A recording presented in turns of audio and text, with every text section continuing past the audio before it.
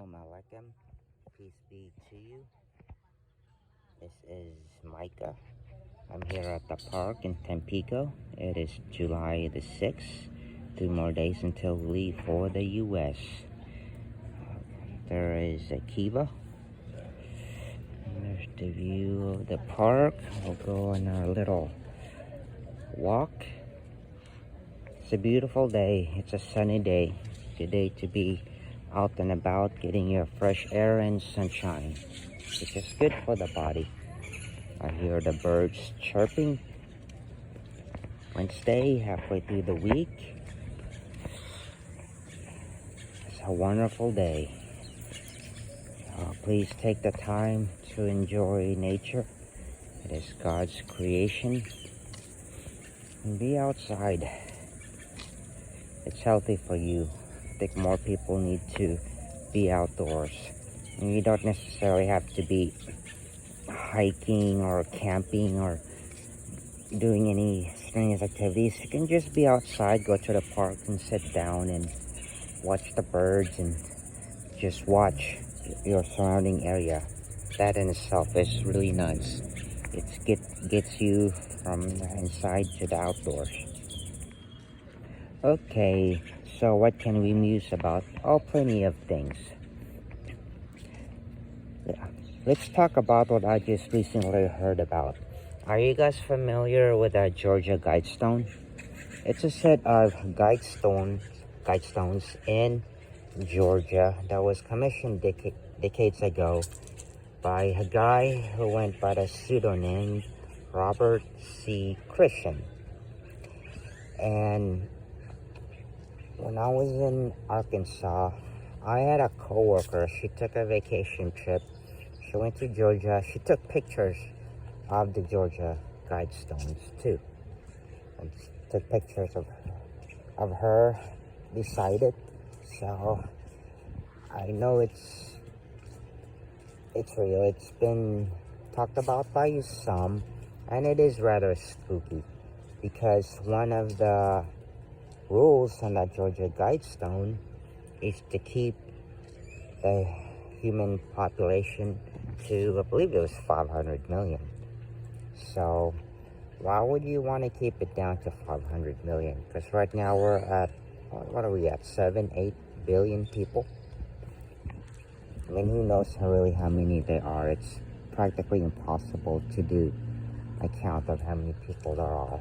Because every second somebody passes away, somebody dies, and somebody is born. But nevertheless, that is spooky. Why would you want to keep it down to that low? And no, the earth is not overpopulated.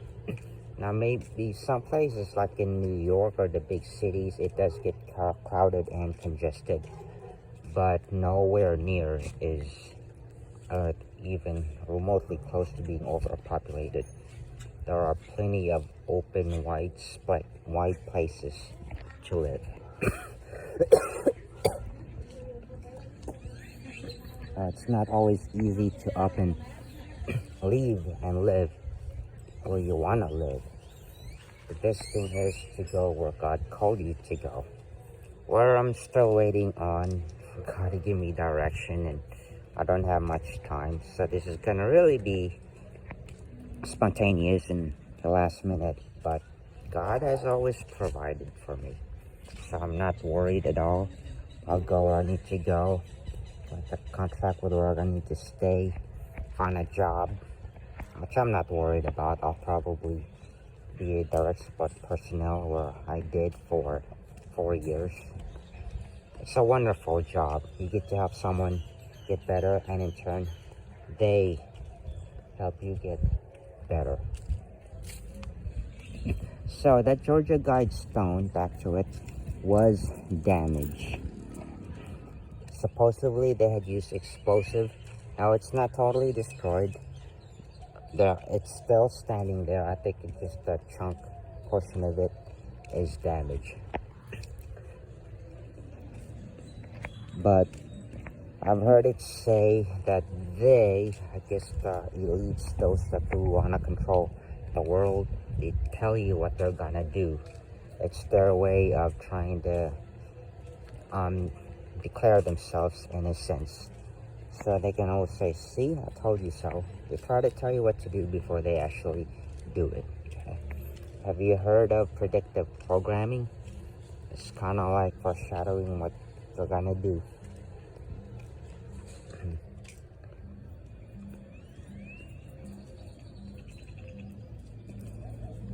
Now, let's transition over to the economy. But before I do that, I encourage you guys never to be fearful.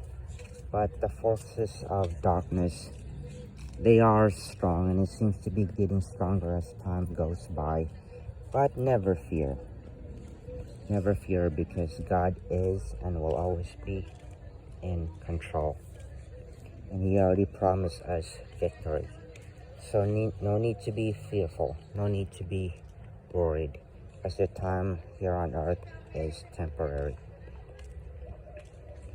So let's talk a little bit about the economy. And it's not just the U.S., but it's pretty much a global phenomena that things are getting tougher. So when will there be a relief? When will things get better? Well, things will get better when people choose to obey the Lord. Let me point this out as an example. How many people took the jab? A lot.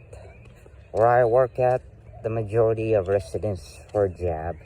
I feel bad because a lot of them don't even know what's going on, and a lot of them are jabbed and have no idea what just happened to them. It's because their guardian chose for them to be jabbed, and there's a few where I believe they just don't know where their nearest relatives are or family. So I guess in that situation, I guess the agency, or perhaps a state caseworker or whoever, would be next appointing their next legal guardian. And chances are they're gonna get jabbed if that decision is left up to them. And fast forward, I believe it's in around 2021 where the majority of the public are jabbed, because it was available outside of the first responders. So going into a year and a half, a lot of people are regretting it, because a lot of them took it because they felt pressure, they felt they had to take it. And the numbers of people, even those confessing, that are suffering from the effects of the jab are growing. And there are even loved ones. They'll go publicly, they may put the video up testifying of their loved ones suffering from the shot. So this is an example of when people are choosing to take the worldly way over the godly way. The godly way is to treat your body as a holy temple of God. Don't put a shot where the manufacturers, at least Moderna and Pfizer, have admitted to using stem cells for their process of trying to come up with a quote-unquote vaccination, which is not. It's more of an experiment.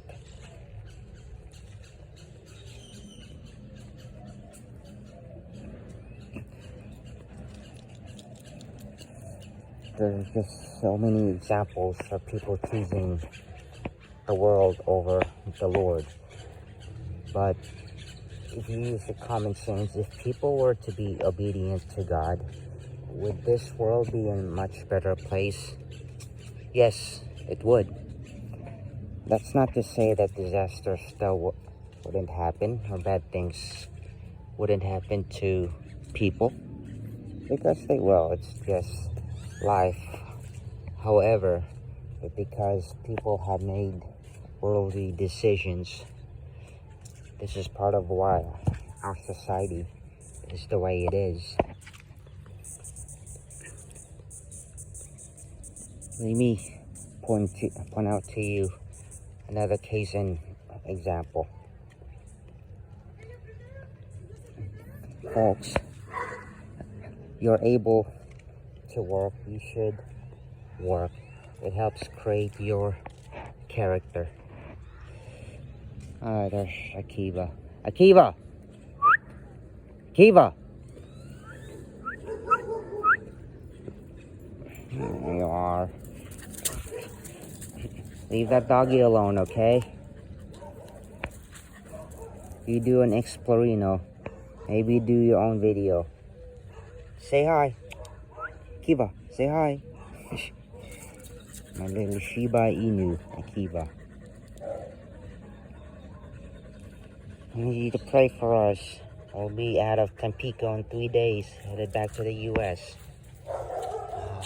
That's like a pit bull mix, but it's on a chain. Akiva. Akiva! Akiva! Probably gonna have to leash him up.